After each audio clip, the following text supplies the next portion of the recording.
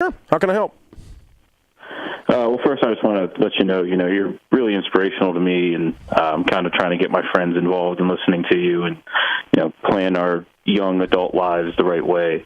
So thank you for what you're doing for everybody. Well, thank you, sir. How can I help today? So my girlfriend and I are currently renting, and through listening to you and getting inspired, we've decided to move home for about a year or two to do some really hardcore saving. Our goal is in the next 3 years to get a ring, get a wedding, and get a house. How old are you? So my question to you is, we currently, debt-wise, all we have is our vehicles, $20,000 each on each vehicle, and we want to go and we want to maximize our savings, and I'm trying to convince us to maybe get rid of the vehicles, although I love my car very much, and so does she. Mm-hmm. What is your opinion on, getting rid of those to maximize saving for the next 2 years? How old are you? I'm 26, and she's 25. Okay. And what do you make a year?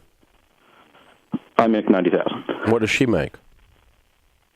She's currently making $40,000, although she's in school for nursing and will graduate in the next 2 years and hopefully make another $90,000. Okay. What would be wrong with just getting married? Well, we've been together coming up on 2 years, and I really want to hit that 2-year mark and, at least have that under our belts before committing. And also, I'd like to save up enough money to pay for the cash and the wedding in cash, which would take about a year. You make $90,000, and she makes $40,000. Mm-hmm. Listen, you do whatever you want to do. It's certainly cool, and I appreciate you being a listener. The way I answer questions on this show is, what would I do if I was 26 years old and I was in your shoes? I would sell both cars and I would get married tomorrow. Okay, well, she'd love that answer, and I appreciate that. And then if you want to celebrate 6 months from now with a huge celebration that looks like a wedding, after you went to the justice of the peace or the preacher or whatever on the cheap right now, and you save up a bunch of money, and you're married, yeah, I mean, after 2 years, dude, you just got all these. You got all these other things swimming. You got all these other things swimming around in your heads, all, and you got to decide if this is the girl that you're willing to move back home for, and you're willing to sell the car for, and you're willing to save money and all this other stuff. Then this is the girl. Get married. It's time. Do it. If this is it, game on. And because you guys can work out of the debt on the cars, or you can work out of her.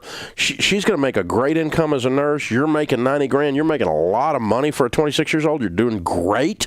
You got a good income. You're thinking about this. You're using critical thought process. You're way ahead of your friends in that sense.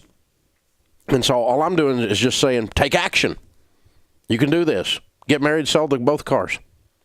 And then start saving like a crazy person and have a big celebration 6 months from now called a wedding. That's after the wedding thing, the wedding after the wedding thing.